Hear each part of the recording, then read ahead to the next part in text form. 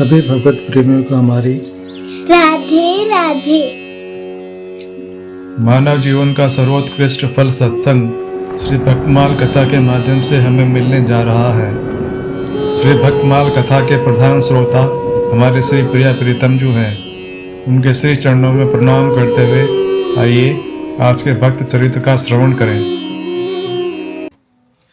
महर्षि अत्रि ये ब्रह्मा के मानस पुत्र और प्रजापति हैं। ये दक्षिण दिशा में रहते हैं। इनकी पत्नी अनुसुईया भगवत अवतार भगवान कपिल की भगिनी तथा कर्दम प्रजापति की पत्नी देवहूति के गर्भ से पैदा हुई है। जैसे महर्षि अत्रि अपने नाम के अनुसार त्रिगुणातीत परम भक्त थे, वैसे ही अनुसुईया भी अनुसूया रहित भक्तिमती थी। इन दंपति को जब ब्रह्मा ने आज्ञा की कि सृष्टि करो, तब उन्होंने सृष्टि करने के पहले तपस्या करने का विचार किया और बड़ी घोर तपस्या की। इनके तप का लक्ष्य संतान उत्पादन नहीं था, बल्कि इन्हीं आंखों से भगवान के दर्शन प्राप्त करना था।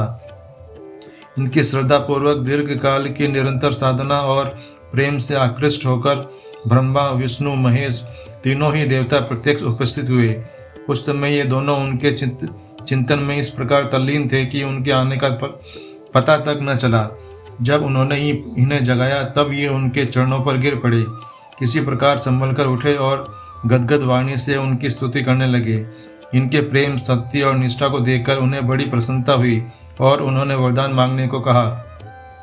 इन दंपति के मन में अब संसारी सुख की इच्छा तो थी ही नहीं, परंतु ब्रह्मा जी की आज्ञा थी सृष्टि करने की और वे इस समय सामने ही उपस्थित थे। तब उन्होंने और कोई दूसरा वरदान न मांगकर उन्हीं तीनों को पुत्र रूप में मांगा और भक्ति परवश भगवान ने इनकी प्रार्थना स्वीकार करके एवमस्तु कह दिया। समय पर तीनों ने ही इनके पुत्र रूप से अवतरण ग्रहण किया।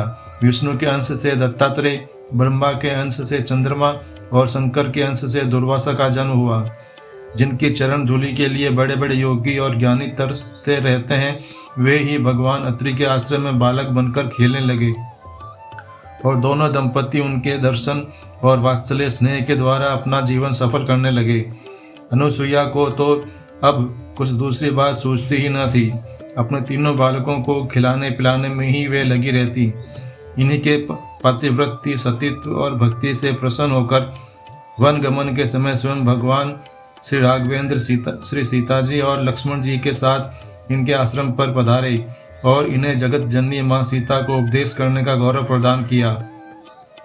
उस समय अत्रि जी ने बड़े ही सुंदर शब्दों में भगवान श्री रामचंद्र की स्तुति करते हुए अंत में एक हाथ जोड़कर प्रार्थना की। विनती करी मुनि नाई सिरु, कह कर जोरी बहोरी, चरण सरोरुह नाथ जनी, कभू तजे मति मोरी। आज के हमारे भक्त चरित्र का वर्णन इतना ही। कल हम एक नए भक्त चरित्र के साथ श्री प्रिया प्रीतम जी के समक्ष प्रस्तुत होंगे। आपको हमारी राधे राधे।